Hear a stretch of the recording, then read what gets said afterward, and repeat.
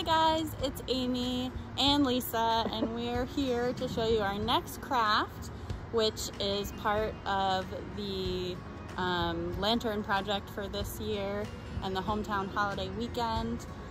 So we're making little fairy lanterns, fairy house lanterns. So in your kit, you will have a tube with some holes cut out, and a light, and a circle of construction paper with a slit cut in it, and that's going to be your roof. So the first thing that you can do is take some markers or paint or whatever you have at home and decorate the outside of your fairy house. So I'm going to use purple because I love purple, and I'm going to draw some flowers growing all along the bottom of my fairy house. You can draw whatever you want. Lisa B made one with beautiful vines on it.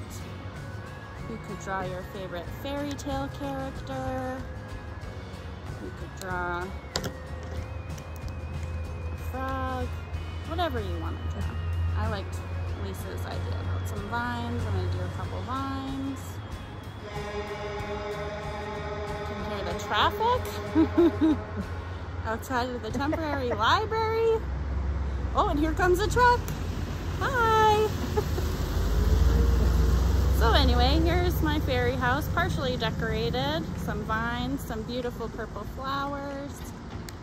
So the next step is your roof, which you could also decorate first too. And then you'll need some tape or some glue. And what you want to do is fold over where the slit is in your roof. And you overlap it to make a cone. And I'm going to tape it on the inside. If I was feeling fancy, I might glue it on the outside so you don't see the tape, but I don't mind today. So there's my little roof. And it's going to go on top like that of my fairy house. And again, you can glue or tape it, so it's going to stick on there. I'll use some tape and make little bubbles here. Tape bubbles? I don't know, that's not what that's called. You guys know what I mean.